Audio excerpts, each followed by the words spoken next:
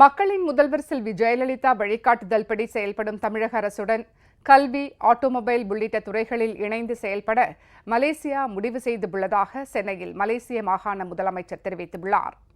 மலேசியாவின் பெராக் மாகாண முதலமைச்சர் டட்டோ செரி டிராஜா டாக்டர் ஜம்ரே பின் அப்துல் காதிர் சென்னை தலைமைச் செயலகத்தில் தமிழக அரசு பிரதிநிதிகளை சந்தித்தார். ஆற்றல் மிக்க தலைவரான மக்களின் முதல்வர் செல்வி ஜெயலலிதா தலைமையின் கீழ் தமிழ்நாடு இந்தியாவிலேயே மோட்டார் வாகன தொழிலில் மிகப்பெரிய உற்பத்தி கேந்திரமாக திகழ்கிறது என்றும், ஆட்டோமொபைல் உற்பத்தி மற்றும் உதிரி பாகங்கள், எலக்ட்ரானிக் வன்பொருள்கள், என்ஜினியரிங், ஜவுளி பொருட்கள், தோல் பொருட்கள் ஆகியவற்றின் உற்பத்தியில் தமிழகம் முதலிடம் வகிப்பதாகவும் தமிழக அரசு தரப்பில் தெரிவிக்கப்பட்டது. இந்தியாவில் உள்ள பெரிய மாநிலங்களின் பொருளாதாரத்தில் தமிழ்நாடு 2வது இடத்தில் உள்ளது.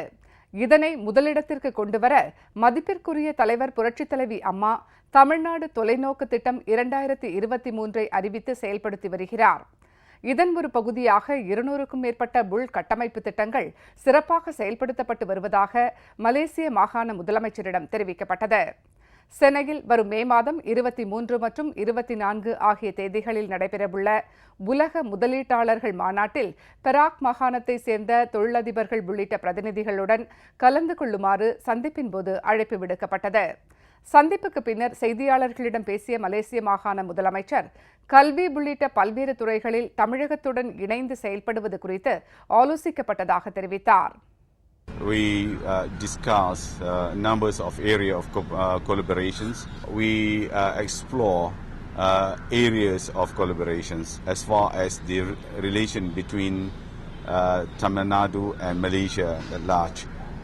Due to its historical link, we explore on areas of education, area of industries, automotive industries, and many more.